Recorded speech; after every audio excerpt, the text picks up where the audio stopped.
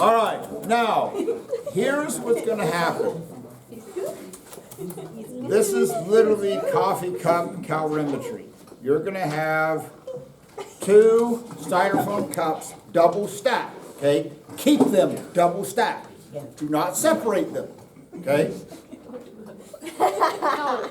What? I like Keep that. them that Are way. you looking at me? So, I'm not the one. you're going to measure out in this Me and Charles are running back to last. 50 milliliters of water. Conveniently, the density of water at this temperature is like 1 gram per milliliter. So that means that you're also going to have 50 grams of water because you're going to measure out 50 milliliters. Okay? You're going to pour that into the coffee cup. You're going to measure the initial temperature. I've got the probes. Use the LabQuest digital thermometers. We're going to go high tech. Then measure out 5 grams of copper, okay? And I'm not going to have out the high-tech scales. I'm just going to have the ones that go up to the hundreds. It doesn't have to be exactly 5, but it should be pretty close, 4.99, 5.01, something like that. And you're going to record the mass of the CuSO4. Now, you're going to have 2 different types of copper sulfate. One is what's known as the hydrated copper sulfate, which is CuSO4.5H2O. This does not mean that it's a liquid. What it means is that for every copper sulfate, surrounding that, there are 5 water molecules bound to it. It is not a liquid, okay? This was not known as a hydrate. It looks like a powder, but there's water attached to them, okay? So, you're going to take that, and you're going to measure out 5 grams, okay? 5.01, 4.99, get something close. It doesn't have to be exact, but it should be pretty close to that. Now, when you calculate the molar mass of this copper sulfate, you have the copper, the sulfur, the 4 oxygens. You have to add in the molar mass of the water because that's part of it, okay? Then, you got T1, that initial temperature. I'm going to call it T1, T2. If you want to call it T and T naught, temperature initial, temperature final, I just call it T1 and T2. So, then you're going to add that to it, and then you're going to gently stir, ideally, you would actually use a stirring rod to stir this thing up and not the thermometer itself. And the reason being is that technically, if you're using the thermometer and you're stirring it around, you're increasing the kinetic energy of the system because of the fact that you're using the thermometer. The changes that it's just going to be so minuscule, don't worry about it, okay? So just use your thermometer itself, kind of give it a nice gentle stir. Now, what you want to do is watch that temperature. You want to record either the highest temperature that it goes up to or the lowest temperature that it goes down to, okay? So you have somebody watching that thermometer. Record the highest or the lowest deviation from the normal temperature, okay? Pretty simple. Make sure everything dissolves, watch the temperature, that's what you're going to record. Then it turns into a bunch of calculations.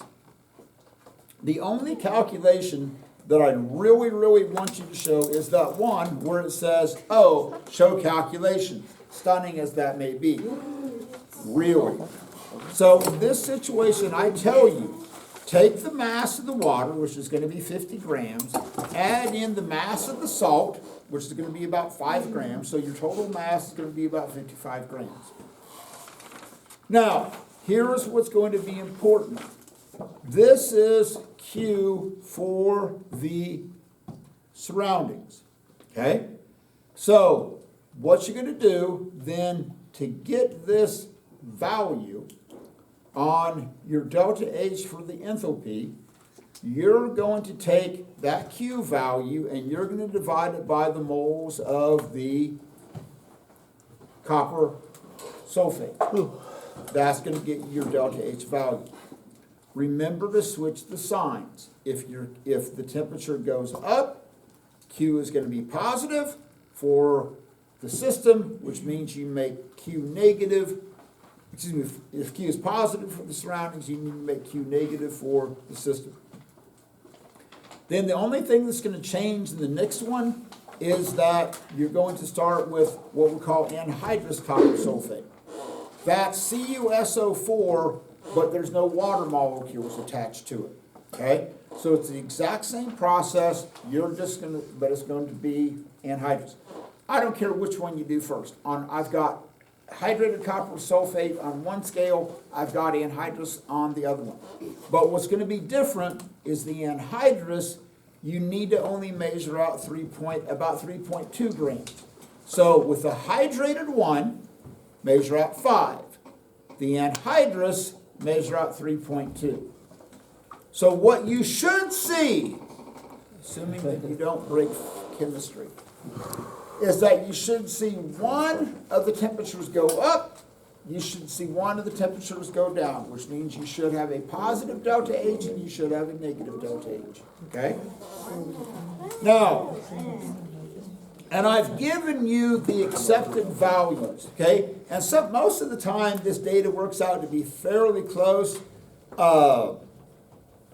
It's probably not going to be exact, but it should be fairly close. Now, what you want to get is what we call the total enthalpy change, which is the enthalpy of the anhydrous minus the enthalpy of the hydrated. And I tell you, the accepted value is negative 78.2. So what's going to happen, and we'll talk more about this on Monday, but basically what happens is that when you put this stuff in the water, it's going to dissolve. So the only way it dissolves is if you break bonds that hold the copper sulfate together. So not only do you have to breaking bonds, remember this, it requires an input of energy. Forming bonds is the release of energy, okay? So when you start to answer the questions on page 2, you remember this. Breaking bonds, input of energy. Forming bonds, release of energy, okay? Now, over on page 2, okay? You got some bunch of questions that you need to answer. One of those is the experimental error. So remember, on experimental error, that's your theoretical minus your experimental divided by your theoretical times 100. Okay? 3 separate calculations. Show them all, because every one of those is different. All of you are going to have different data. Show me those calculations of experimental error. When you get to page 3, so this is what's known as bond enthalpy. So let's look at this. So you've got I2 on this reaction at the top of page 3. Iodine is going to react with elemental chlorine, and you're going to make ICL3. Okay? Iodine trichloride, if you really want to get technical. So what I've given you is the energy involved in each type of bond. So your iodine bond is 150, the chlorine is 240, your ICL bond is 210. So those numbers mean one of two things. It's either how much energy is released if iodine and iodine bond to each other, or it's how much energy that you have to put into it to break the bonds. Okay? It's either energy released or energy put in. So which one of those is going to require the most energy to break? Chlorine, because that's the biggest number. Okay.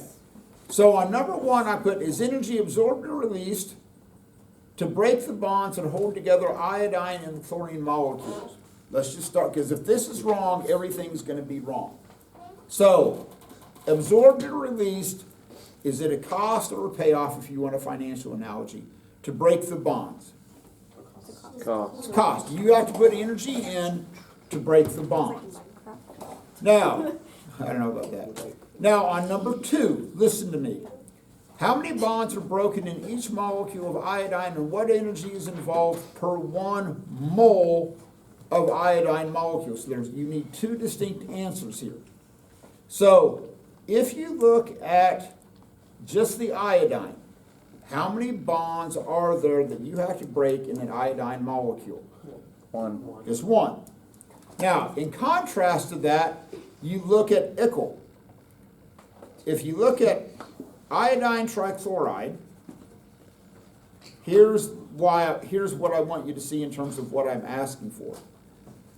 If you want to separate iodine trichloride, how many iodine CO3 bonds do you have to break? 3. If you're breaking an iodine-iodine bond, you're only breaking 1. But if you're making or forming an iodine trichloride, that's going to be 3 bonds. Okay? So just understand kind of where I'm going with that. When you get to the second set of questions down below, you're making nitrogen or dinitrogen monoxide. You have a delta H of 163.2. Start with this. Is this an endothermic or exothermic reaction? Endo. How do you know? It's absorbing energy. You have a positive delta H. Okay? So on this one, on that second set with your nitrogen and oxygen, let me show you the stoic so that you don't have to come in on Monday and go, I'll be your best friend if you help me with this. I'm just going to go into the weekend being your best friend. So kind of you. So you have 163.2 kilojoules. Now, like on that second question, or that third question, it says calculate the amount of heat transferred when 10 grams of NO2 forms by this reaction. So that's 163.2 kilojoules per 2 moles of N2O, or it's per 1 mole of oxygen, or it's per 2 moles of N2. So the 163.2 is the same. What changes in the stoic is what numbers go here. It's per 2 moles of N2O, it's per 2 moles of N2, or per 1 mole of oxygen. So it's just a stoichiometry problem. Okay, I'm done. It's Wednesday or Friday. We're done at whatever time we're done, in about 20 minutes. Yeah. So the lab itself is pretty simple. I'll admit the wow factor on this lab is basically not that much because you're just watching solves dissolve. Okay. That's so fun.